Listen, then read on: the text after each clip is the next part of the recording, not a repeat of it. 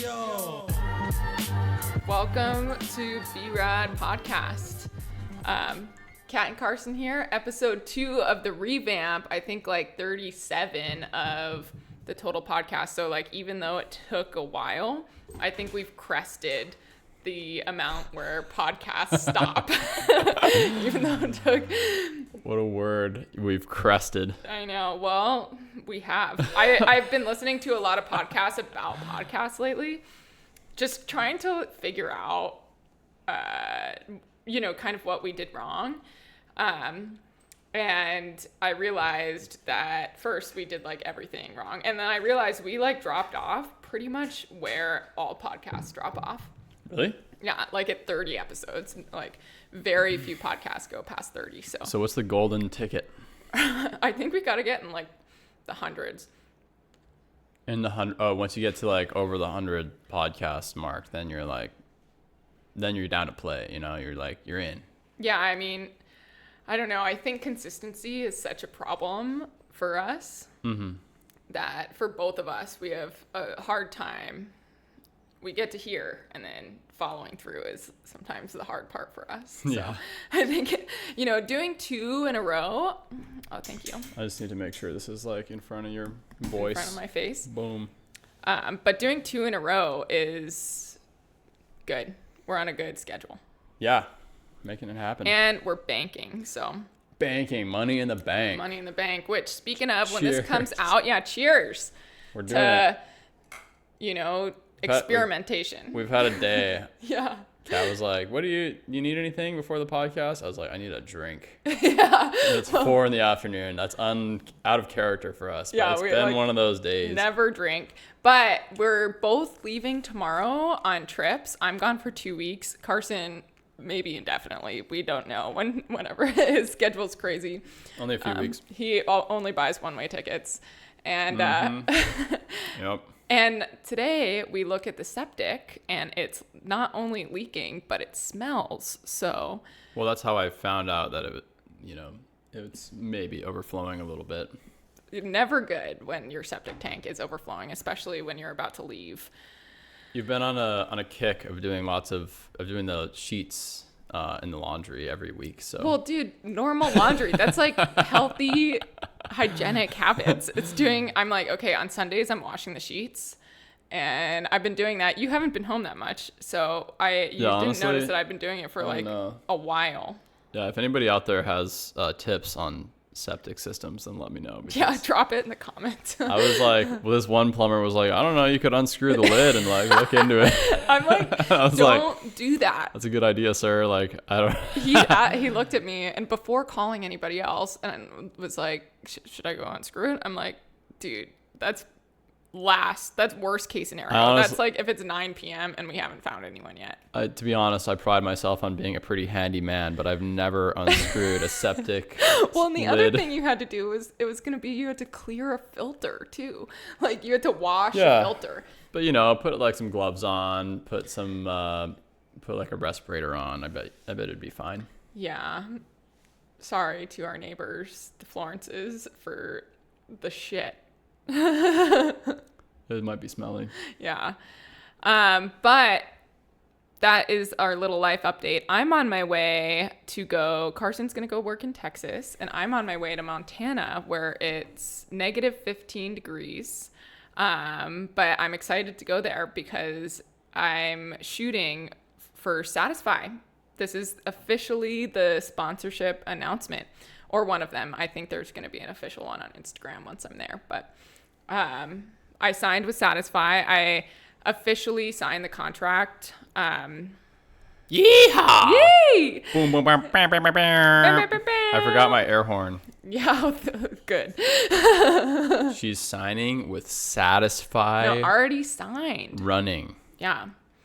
In it with In it. Satisfy. Who They're gave- so sick. We were talking about them last week, trying not to drop the name because it's all elusive and we want to Yeah, and You have- because you have to have your grand they really want to launch.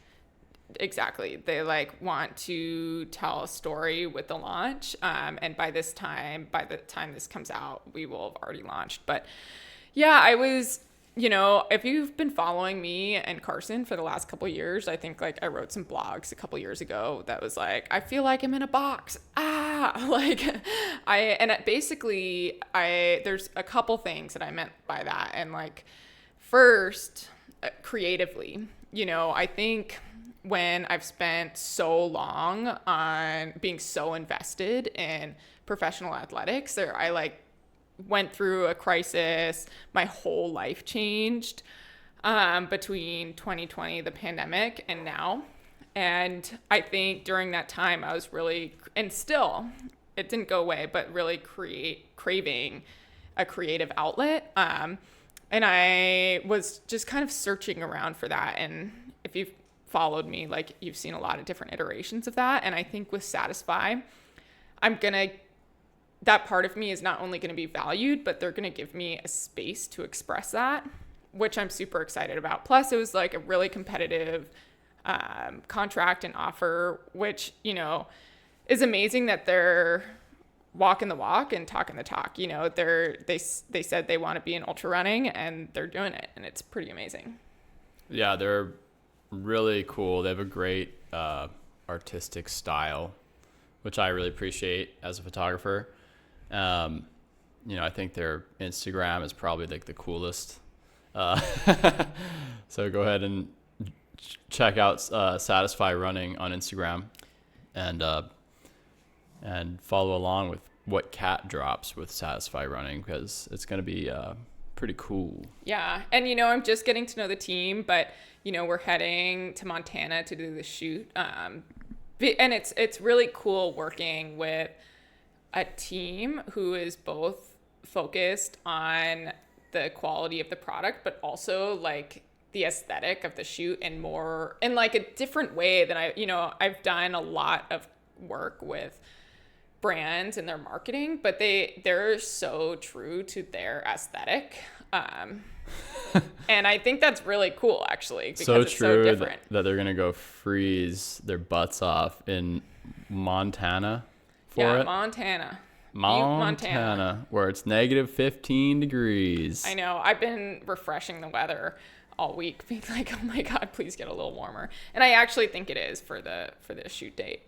And you got a new down puffy because you don't have any winter clothes out here. Yeah, all my clothes are in a storage unit in Colorado with all my skis and all your kayaks. So thank you, Satisfy, for buying me a warm winter coat so I don't perish in the cold. It's going to be so cool. I bet the photos are going to be epic. I know. I'm actually really excited because I think like the whole creative team is going to be there. Bryce, the founder and CEO, is going to be there too. I'm not sure if Jean-Marc is coming, who I worked with. He was a shoe designer at Solomon when I was there. And I'm hoping he's going to be there. I meant to shoot him a message. So what's the game plan when you go there? This is like your hard launch with Satisfy. And by the time we launch this episode, which will be pretty soon, you're going to be hard launching with Satisfy and all the cool pictures and stuff. But do you have any idea what the game plan is? Yeah, I got the itinerary today, and it involves horses. So, oh wow! Well, I think that might be all that we can say. Yeehaw! But yeehaw, baby! Yeah, I mean the itinerary, it's jam packed. I was like, part of navigating these shoots and stuff is being like, hey, I also need to run, please. And so they've been really accommodating with that. But because of that, we've been working together on the itinerary to make sure I get a time to run. And it is freaking jam-packed for 3 days from 7 a.m. to 6:30 p.m. Wow. Which is, nice. Yeah. Yeah, it's crazy. I'm going to bring a lot of snacks. Smart. Yeah. Yeah, you and I both get hungry all the time. I know. My sister calls it bobungus. Hungus, bobungus. Yeah, bobungus for short. All right, so last time we talked a little bit about 2024, and now looking forward, stoked about Satisfy. That's new in 2025. But we also just kind of want to talk about our intentions and intentions and goals, and then we're gonna, drop the race schedule too, of course. But, again, if you've been following Carson and I for the last couple years, it probably seems like we're just like two pinball balls, like boop, boop, boop, boop, boop, trying to figure it out. We're all over the place. We've talked about it multiple times, how we need to plan and we need to be intentional, and we're slowly getting better at that. And the other day we sat down for a couple hours and talked about our whole 2025 schedule. And something we did too that was really cool was we sat down and had dinner and talked about like our 2025 intentions. Mm-hmm. I don't know if you can hear Shirley in the background barking, but her intention is to be louder in 2025. I know. She's been barking a lot. We have now our neighbors who live next door also have 2 dogs, so our Wi-Fi name is called the Dog House. Yeah, because there's 4 dogs living on this property now. But 2025 intentions, that's what we're... Right. And yeah, I don't know what other people would perceive our lives like. It's like, it's one thing to be living it and be like, feel like you're running around in all these different directions super fast, but I don't know if it looks chaotic from the outside perspective. Yeah, I mean... Maybe it does. Maybe it doesn't. Maybe people are like, oh, it looks like they know what they're doing, but... I don't think so. Inside, it definitely feels that way internally, which is like, and maybe we're projecting that onto other people. Like we assume that it looks chaotic as it is, but it is chaotic if you're listening. So, and I think that's a pretty big intention for me in 2025 is to become more intentional and plan out each move a little better, because that's how you can get the most value and the most mileage out of each move. Yeah. So 2025, you were talking about intentions. What are your intentions? Yeah, I think 2024 taught me a lot. And it was a slow learning, and it meant my relationship with sport evolved, and that didn't mean my goals evolved, but definitely the way that I want to approach this sport did. And, I talked about recently how like in 2024, I fixed my hip. I was like, 2024 is my year. I'm going to be back. I'm going to get off the ground and race really well. And honestly, like, I don't feel like I did. And I think it was good because I came out of it healthy. But something that was really tough was, me expecting to be back on podiums. And I think it just takes time. And I think, in 2025, I think a couple of my intentions are continuing to professionalize how I go at it with running. And that's what everybody says. Coop told me that, Katie Scheid does every single little thing. She made a sacrifice after grad school and went directly into professional running and just has the bandwidth to do every little thing, and that never wavers. And while like I want to live maybe a little bit more of a flexible life, it is about professionalizing the running. And then the other intention in that is like still like not tying self-worth to that. And I really, to race in 2024, I had to truly go in there without an ego. And I had to be like, I have to line up because I have to practice. I have to see where I stack up right now. And I know it's going to be kind of humiliating. And I know it's going to be humbling, but this is what I have to do. Yep.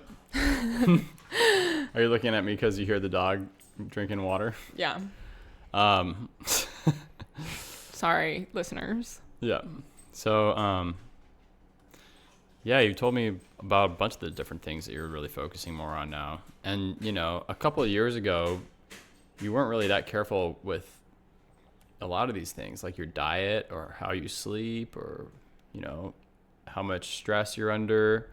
I think it was the stress. That's the thing. Well, I think all of it combines to create stress, like not eating good food, not sleeping enough, working too much, you know, getting into these situations where you're traveling and you don't have any time, and you don't like make time, you don't plan for time to recover.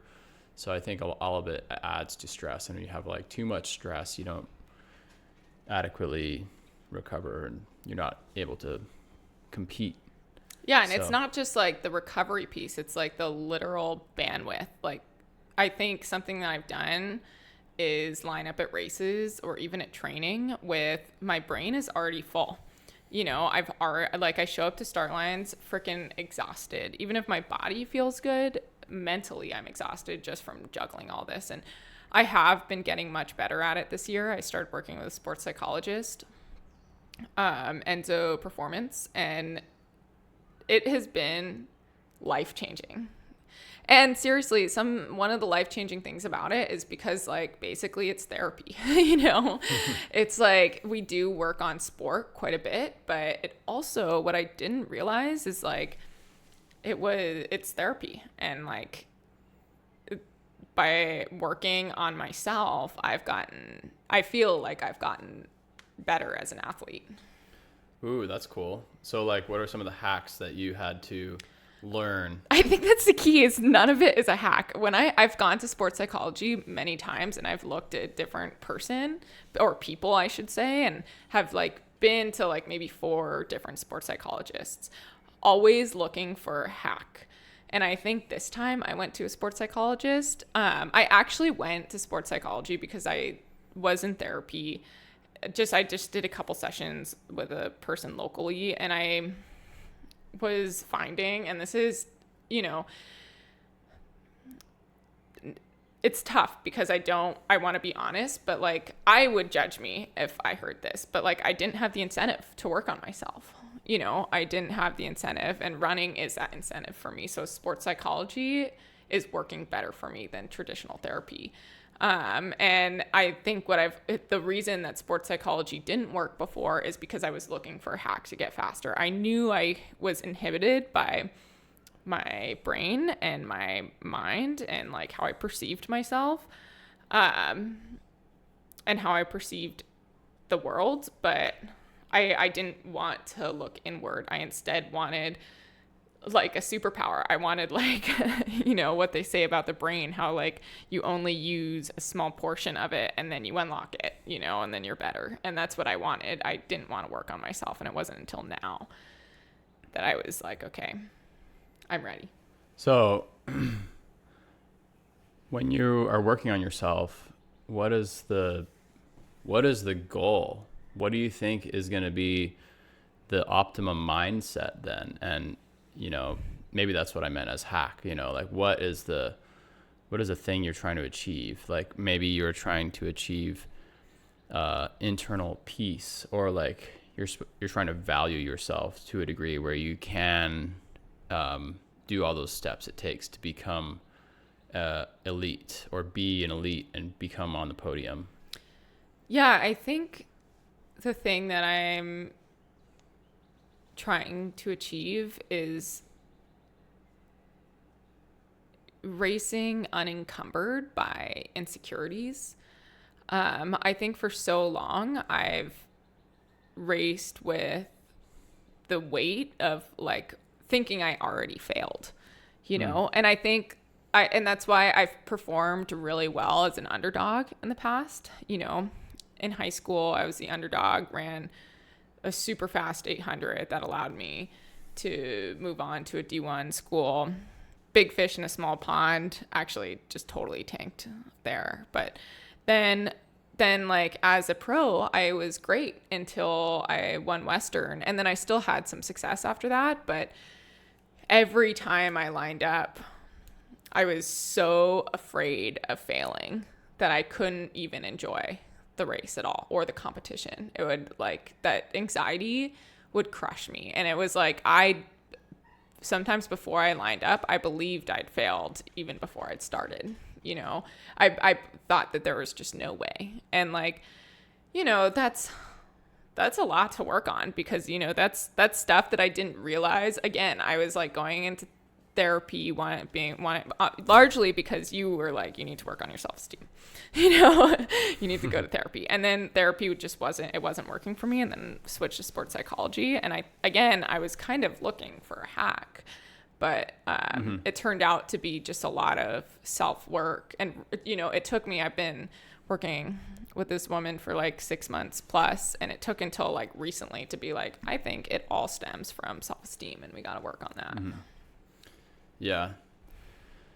And, you know, that's a really good point. That's kind of like, that crosses boundaries from sport into business, because, you know, it's proven that if you value yourself at a certain, you know, a certain income potential, I've been learning a lot about this lately, is that even if you have the opportunity to make more money, you will self-sabotage yourself to make less.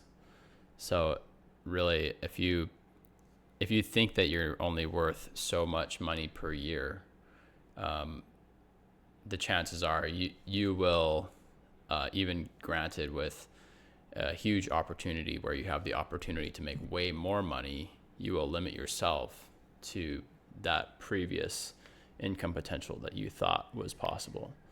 So, you know, I think there is a hack there, and it's a psychological, like, what are you capable of? Are you worthy of endless growth and endless fulfillment? And I think that, you know, obviously I think you're one of the best athletes in the world, and I've seen it in action.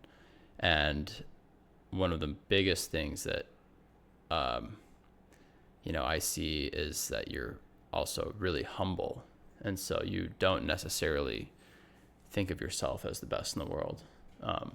But, you know, I know that you will get there. And I personally think that, you know, when you do believe it, and you are starting to more and more now, and you have that proof of work in your past of like being able to achieve those training milestones, you know, it will come. Yeah, and I'm getting there. And I think it's been really humbling, again, because I've had to come from like zero, you know, coming back. I was so unfit, and it's not just zero physically, but mentally. Like, I've had to, in every way, I think so much of my running was running away from who I was, or running to prove myself. And, you know, in getting my hip fix and getting like and having the time off, I've really had to decide, like, okay, do I want to keep running? Yes, I do truly love it. And I had to rediscover that. Okay, do I want to race? And then I had to race and be like, okay, actually, regardless of my worth, I love racing. I love competing. And I had to remember that, because like the core of who I am is competitive. You know, anyone that's played a game with me knows that I have fun, and I love competing. And so yes, I needed to relearn that. And I think right now, for the first time in my life, I'm kind of starting to participate in competition. It's not just like okay, I did well, I can exist, I'm fine, to like, I am fine because I pushed myself really hard. And something else really interesting that we're talking about is just like, you know,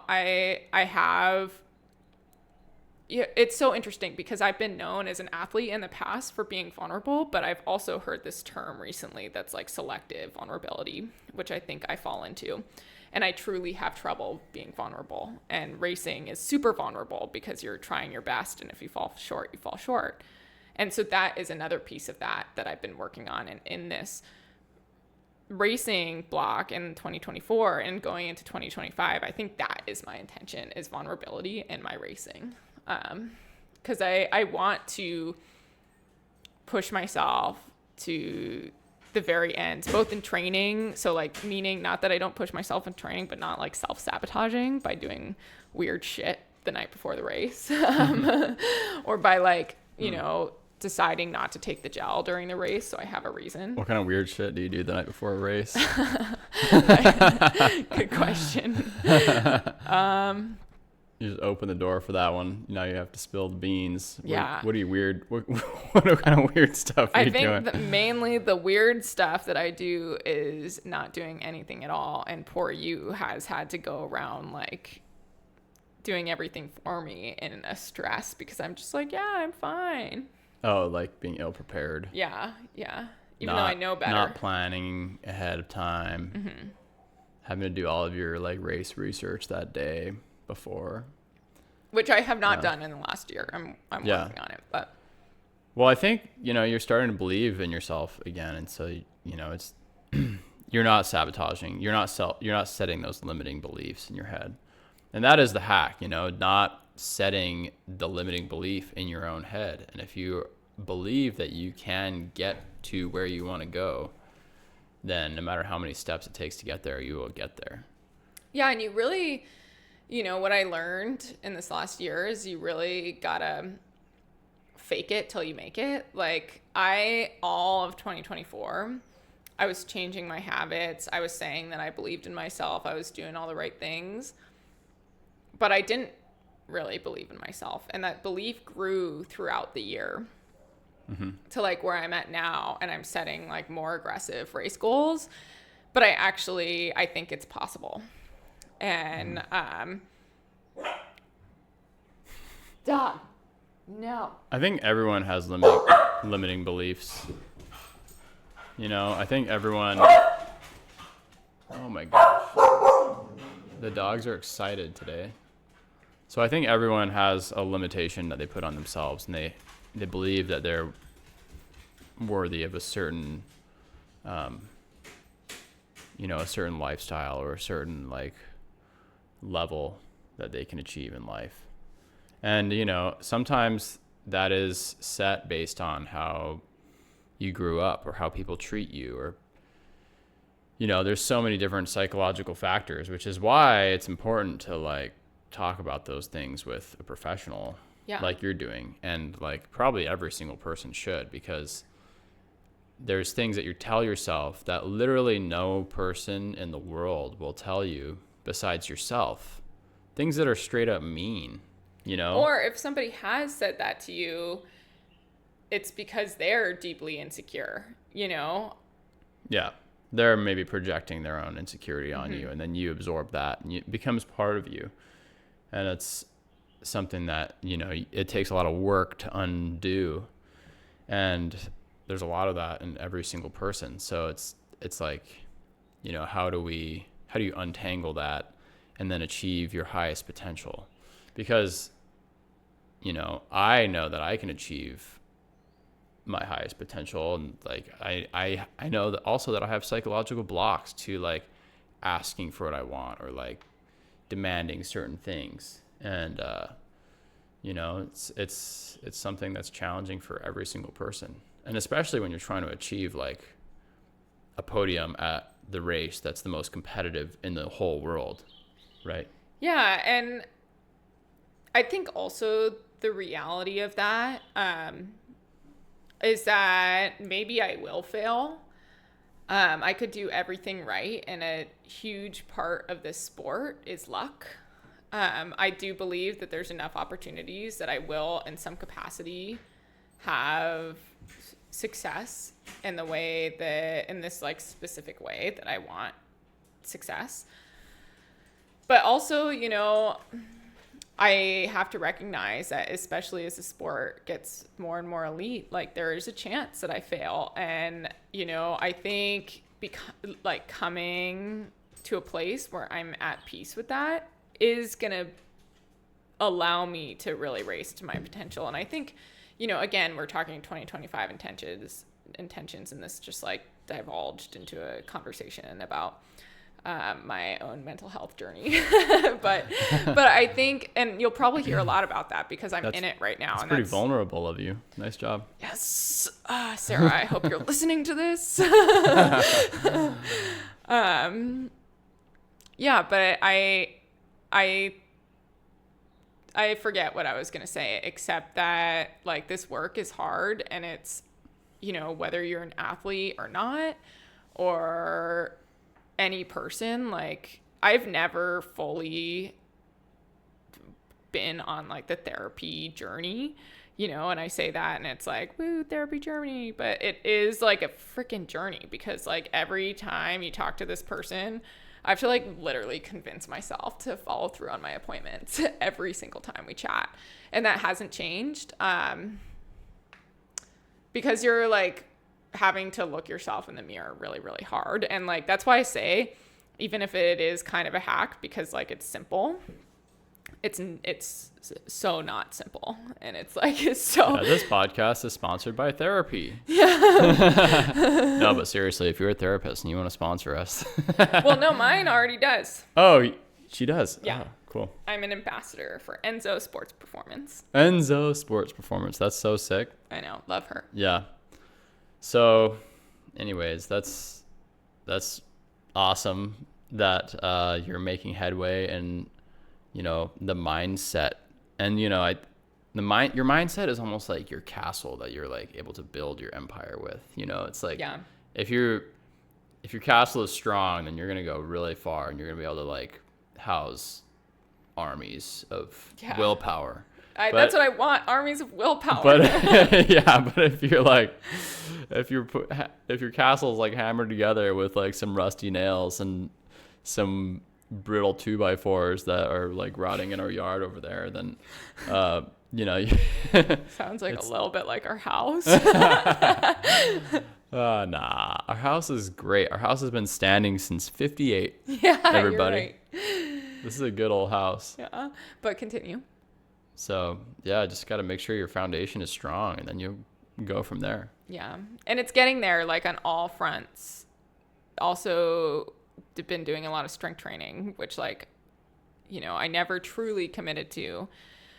Mm-hmm. But I think, for 2025, I just want to have fun racing, and I really want to stand on a start line and believe in my heart and my soul that I can win this. Mm-hmm. I can.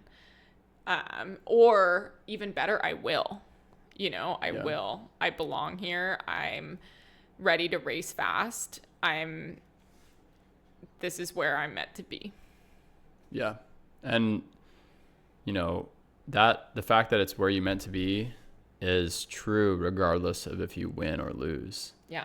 Because, I once heard that, and this kind of changed my perception, is like, you should wear ideas like an outfit. You shouldn't necessarily hang on to them and have them define who you are. And if your idea is that you could win a race and that you could do really well at a race and you're going to crush this race, then, follow through with that and give it your all. But if you don't win the race, don't let that crush you. Totally. Don't let it define the fact that your self-worth, because, you once thought that you could win a race and that you didn't. Totally. But something really interesting that I was just thinking. So I've been listening a lot to my friend's podcast, Nobody Asked Us, Des Linden and Kara Goucher, one of my favorite running podcasts right now. And they always talk about, to compete at a high level and to win something, you truly every single time have to believe in your heart of hearts and your gut and your soul that you are going to win that race and that there's not another outcome. Like, wow. You have to line up. And they were like, yeah, every time we lined up, that's what we believed. And I remember like racing Western States in 2017. I'm having an epiphany right now. I remember racing Western. Everything. I believed, I knew, and like on a soul deep level, that I was going to win that day. And two things here, like, I think regardless or not, if that's true, lining up with that belief, and like, I want to tap into that. So Sarah, if you're listening, that's what I want to work on. I do want that hack, because that was amazing. That was like euphoric, knowing that and then actualizing that. But I think the second piece of this is, I might have forgotten it. I was talking about not letting your ideas. Oh, but like if it doesn't happen, thank you. If it doesn't happen, then we're okay. You know, I got to first of all line up with that soul belief. But then the outcome, you know, I don't have to be happy with it, but I have to be able to be proud that I lined up with that soul belief and that I gave it my all when I walk away. Yeah. You know, so I think those two things can exist at once. Yeah. I mean, you know, every great pro seems to step away from a race at some point when they know that it's going to do more harm than good. And so I don't necessarily think it's like, I think that's, you know, that takes a lot of bravery too, and a lot of courage to be like, okay, I gave it a shot. I'm going to injure myself. I'm dropping out. Yeah. And that is tough, I'm sure. Totally. And I had to do that a lot of times because I was literally injuring myself. Hey, can you check the recording time to make sure, see how much time we have? Yeah. We got time. Okay. Let's see. Let me look in here.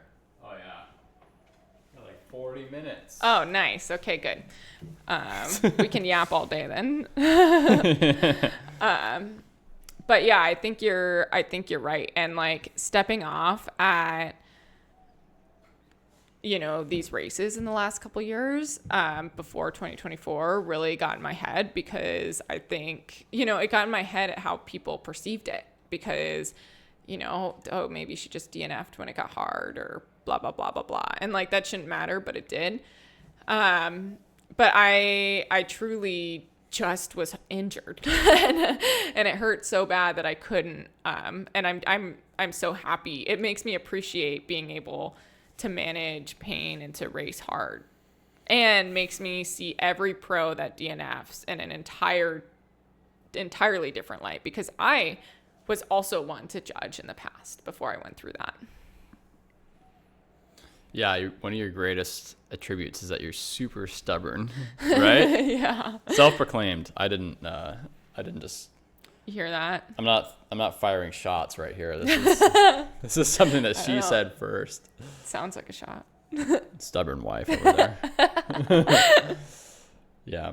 But yeah, you know, being able to like give it your all, but when it's obvious it's going to do more harm than good, then being able to step away. I think that's going to be, you know,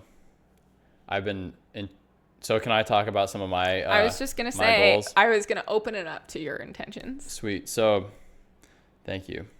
2025 intentions for me, you know, organize my life and sort of, I kind of mentioned it earlier, but make each step really count and try to keep all of the ducks in a row, so to speak.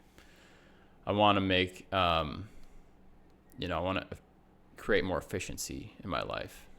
And in the past, it's been pretty hard to like feel efficient. So part of that has to do with scheduling. Part of that has to do with like organizing all of the material items in my house, you know, in our house, making sure that like we can function effectively. And if you're not going to use something and then giving it away or throwing it away. Mm-hmm. I'm a purger. He's a hoarder. Yeah. So, you know, and I'm also from a family that, you know, we like to do a lot of things ourselves. And if you don't have the tool or the materials or the item on hand, then, you know, sometimes it's hard to find that item, you know? So, but what I've also been realizing is if you have too many items and everything is disorganized, then when it comes time to trying to execute a goal and work on something and you can't find your item, it's as good as not being there. And in fact, it's creating a cost of having to look for it before you decide that you can't find it and you go buy a new one. So, yeah. What's your quote of the year? My quote of the year? Yeah, you've been saying it over and over again. In 2024, I realized that I was cleaning out this house that may or may not be haunted. No, it's not haunted, but it's just really messy, and it was basically a hoarder house. So cleanliness is next to godliness. Mm-hmm. And, you know, I realized like, wow, so to be godly is to create, right? And then to create new things, you have to have some sort of order. You can't have, you can't have total chaos and create out of chaos, because then what are you going to create with? Like you need order to have the building blocks to create. And that's where I realized like you got to clean up your workspace. So that's what I'm doing. Then, you know, it feels better and better. And each time I clean something up or organize a aspect of my life, it feels like weight is lifted off my shoulders. So it's been pretty cool. You've been really, you know, I'm good at like the everyday little tasks. And I'm such a purger. I moved a lot. I basically didn't live in the same place for more than a year from 7th grade until Carson and I moved into this house. This is my longest stretch of living anywhere, which is crazy. So like I've basically been living in like suitcases and super minimal, and like if I haven't used something in like 6 months, it's gone, you know, which is not great. And it's good that we balance each other out. But anyway, so when I see something that's super disorganized, I'm like, let's throw it all away. And I think like between you and I, hoarder and purger. I'm not a hoarder. You're not. You have early onset hoarding. I'm becoming. That's true. Yeah. That's a good point. Yeah. I mean, you know, that's fair. So, anyways, been working on that. And successfully too. Successfully, yeah, pretty successfully so far. And you know, just becoming a better surfer, which is fun. This will be his intention every year until he dies. Yeah, I love surfing so much. I think surfing is kind of cool because with running, where there will be like a peak for me, and then I will get worse. And it's different with ultra running because that peak is different at different distances. However, there will be a point where all of it just gets worse. But for surfing, you can always kind of get better, right? Or the point is way later because it's more technical. Oh, wow. Well, that's a really fascinating thing to say. I mean, so first off, getting worse is subjective. That's a good point. Being slower is objective. So like if you're talking about being slower as in a bad thing, no, I'm not. That might be something to talk to your therapist about. Because running is so fun for the sake of running. Well, of course I'm going to run until I'm 120, but yeah, true. And I'm going to surf until I'm 140. So you're right. That is a longer expectancy of sport. But yeah, no, surfing is like, it's one of those things where like a lot of it is a mental gymnastics of like figuring out what a wave is going to do before it does it. It's like reading the ocean and reading how water behaves before the wave breaks. And technically, surf is created out at sea, really far from a storm that might be going on thousands of miles away from your location. And this storm is from wind that's churned up from pressure and temperature differentials created by the sun. And so, you know, the heat from the sun creating these pressure differentials, creating the storm thousands of miles away, is creating the energy that pushes this water, these waves, and these waves travel sometimes thousands of miles away from the storm. And then once it hits land, the medium of water that they exist in, think of a wave like in science class, you know, this wave exists in this medium of water. And then as the water gets shallower and shallower and shallower, all that energy has to go somewhere. So it goes up in the air and then it breaks. And that is what you're surfing. And so when you get barreled, you're technically in water getting barreled by solar energy. Isn't that crazy? So yeah, mind blown when I realized that. And a lot of surfing is just understanding how the water is going to behave and how the waves will behave. Yeah, the dogs are on one today. Yeah. I don't know how many of you runners tuned out when I said that, but I mean, it's pretty fun. I did a little bit, but only because I've heard it many times. Good job acting interested in that. Well, I was more just looking at your facial expressions because you get so excited talking about it. It's pretty fun. So I'm just going to drop my race schedule real quick, and we can talk about your racing, but we didn't register you in time for the one race we planned. But we're going to register him for something. We were thinking about YCC, but then I remembered, Kat is gonna she's like, I was like, do I need to register for that race? You said I could do one. She's like, oh no, I got you. No, I didn't say that. I said this one you have to do. I said the Mexico one that I could do. Nuh-uh. Yeah. You said you were gonna register me for that one, or for the one that we're going to pretty soon here. Okay, so in April, that's where I'm starting my season at Madeira Island Ultra Trail 85K. Whoa. Yeah. And then I will be racing Speed Goat 50K, and then I'll be racing CCC.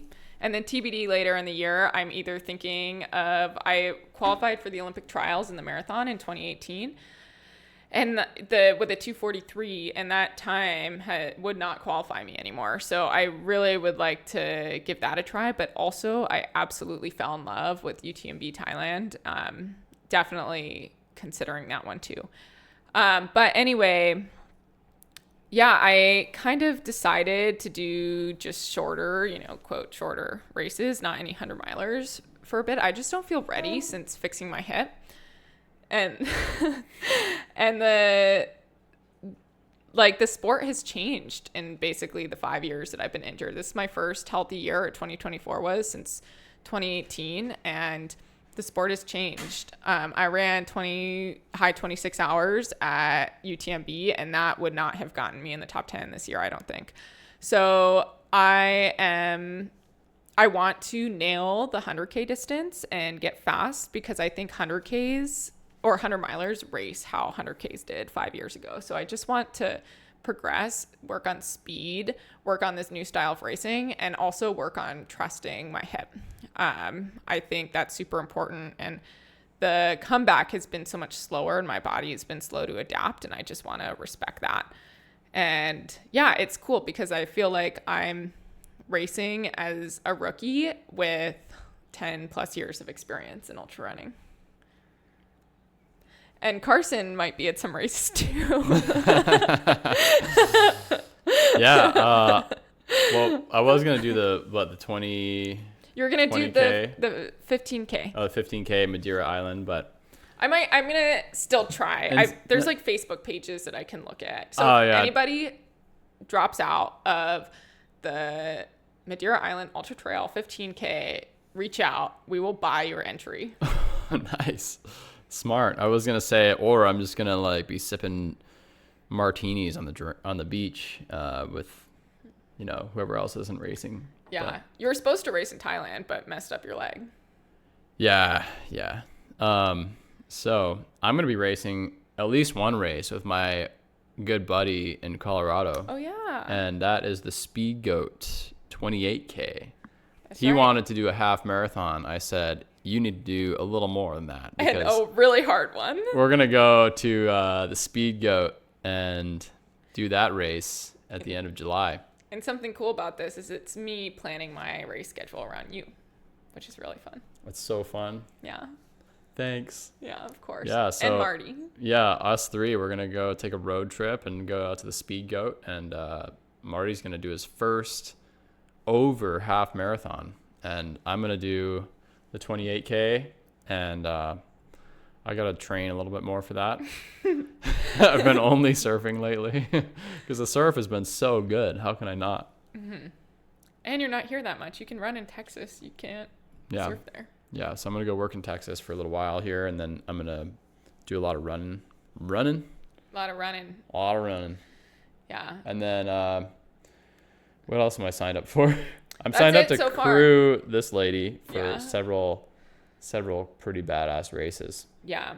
Also, huge shout out to Satisfy, who supports, meaning they cover the crew coming out, which I think, as I've had sponsors do that in the past, and then I've had sponsors not. And I think as the sport professionalizes, this is going to be like non-negotiable.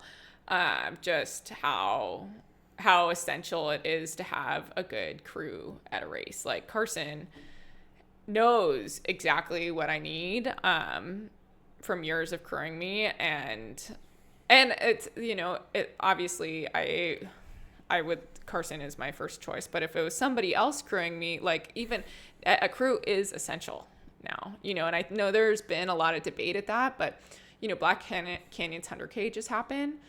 Everybody was in and out, switching packs, and like there's been a debate whether like crews should be allowed at Western states. My vote is yes, because we're trying to get the most out of human potential, and that is something that it's just transition time. You know, if we can limit transition time, then it's gonna help us see what we're actually capable of. Mm-hmm. But yeah, he'll be crewing a lot of races. Yeah. Lucky me. I mean, yeah, these elite people coming in and out of the field, it's like, you know, I've done ultra running where it's like, I've done a 50K where, you know, or 100K where I'm like stopping for 5-10 minutes at an aid station, and it's crazy how fast you get in and out. And, you know, you have to, otherwise you lose so much time.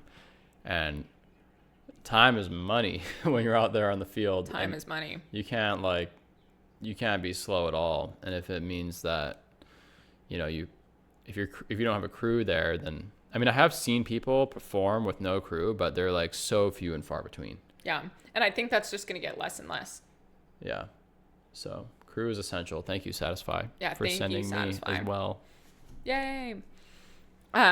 Cool. So how I want to start closing this podcast is for Carson and I to share one thing about each other that we might not know about, or like the world might not know about each other, because this is a running podcast, but it's different. Just kidding, but not really. So I'm going to go first. And this topic always stresses me out because Carson had open heart surgery. Oh, yeah. You know, almost how many, like 8 years ago or something, 9 years ago? In 2017. Mm-hmm. And what they did was so to get it, he had a hole in his heart the size of an egg. And they had to open his sternum. He has a giant scar right here to right here. They had to like open his sternum like butterfly wings and operate on his heart. So crazy. And he found out about it because he was rafting down. Were you in a raft or kayak? Raft, right? I was in a raft. Yeah. Gore Canyon, which is, any whitewater athletes out there know Gore Canyon. It's, you know, it's one of the gnarliest class 5 stretches of river in Colorado, and in the country. Super famous. When I got into whitewater sports, I was in Colorado and on the upper Colorado, which is near Gore Canyon, but everybody knew about it. And he'd finished rafting that and was celebrating, did a headstand on a post and fainted. Yeah, weird. Weird, except not, because you had a hole in your heart. Yeah, my deoxygenated blood was going straight to my brain rather than the other way around, when usually my oxygenated blood was going to my lungs and getting reoxygenated. So my system was just really inefficient before, but when I was upside down, I was getting no oxygen to the old noggin. So, you know, I passed out and then went to the hospital, and they're like, sure enough, yeah, bud, you got a hole in your heart. And so I got open heart surgery. And then I completed my first marathon a year and a half later. Yeah, Silverton Alpine Challenge. Shout out Jamil. That's an Air Viper race, and I had done it a couple years before. Yep. Awesome race. And great job, Jamil. It's a pretty cool race. Yeah, super cool. And you ran a year later and fully like had no clue. And the doctor said you were going to die at 40 if you didn't get this fixed. Yeah. And then afterwards, I was like, I got to test the patch. Yeah, because what they did was literally put a patch on it. Yeah. A patch of this pig intestine matrix that they synthesized to have my own heart grow over it and into it. So it's technically like I'm on my way to man bear pig. Man bear pig. You ever heard about that from South Park? Yeah. So anyways, that's a total 90s kid reference. But anyways, so yeah, got my heart worked on, and that's that. Yeah, that was, I mean, I'm making him get an echo here pretty soon because he's hardly had a check on it. So yeah, well, let's see about you. Some fun off-market information. I might start getting anxiety about these. Yeah, I could literally share anything I want. Like, I'm your husband. I know a lot about you. Know. Oh, God. This is my idea. Yeah, I'm so you're stupid. done for. I'm sweating. No, what? Okay, let's see. One thing that I think is freaking radical that you have done is that when you moved to Colorado, you lived out of your car, and you were on your way to Telluride, yeah, and you took a wrong turn. You ended up in Winter Park. No smart turn, or no smartphone. I mean, no smart phone. Yeah, no smartphone. Yeah, so you ended up in Winter Park from somebody who directed you there, and then you just kind of stayed there, and then you continued to live out of your car.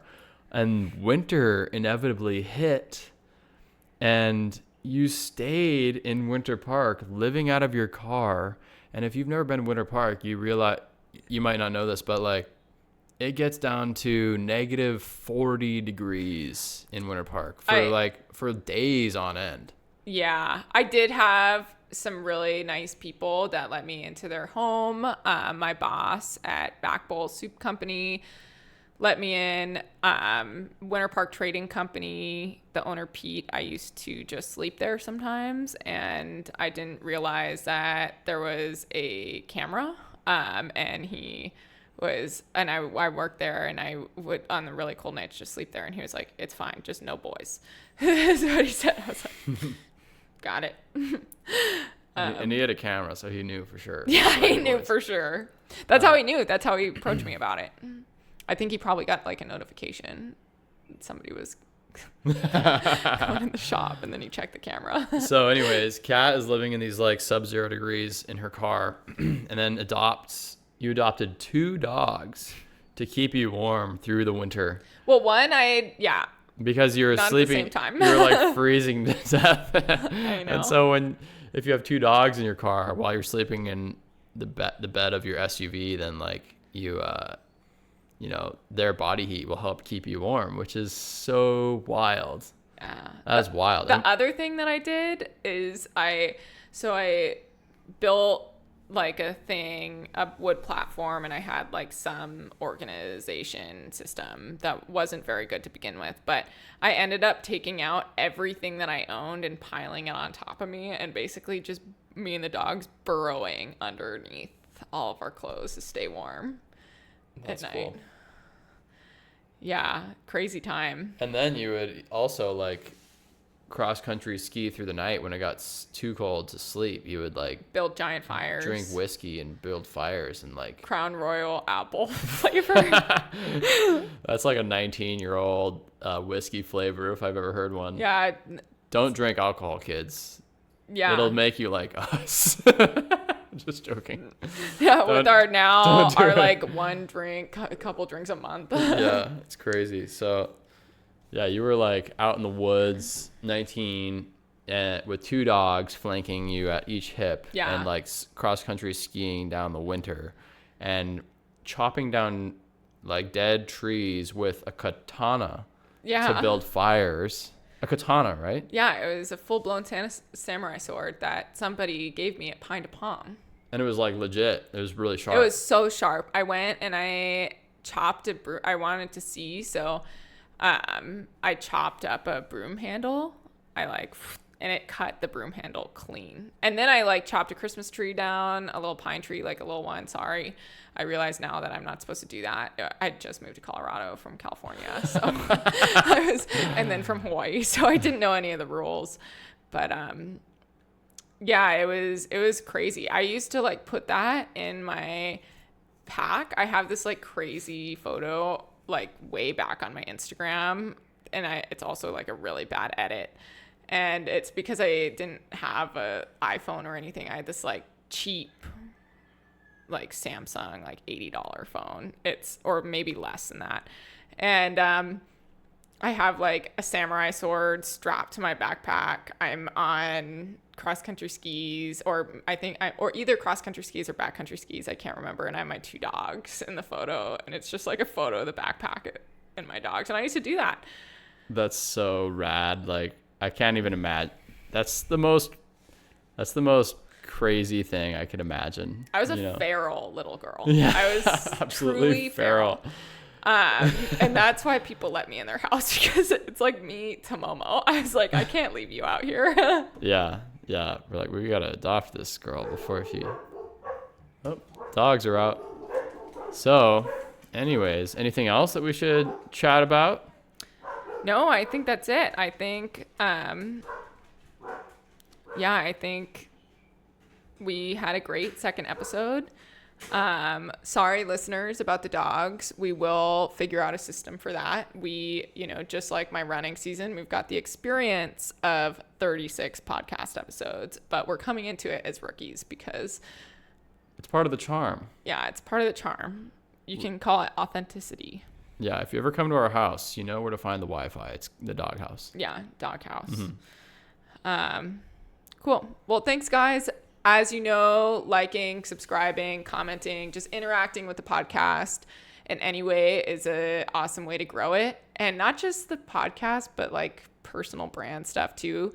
Help support the running career by just making us seen. That would be really awesome. Yeah, thank you, everybody. We love you. You're awesome. Yeah, we love you guys. Bye-bye. Shoots.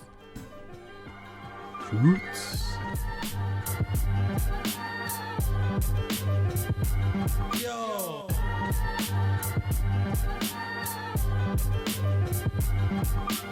Hey, man.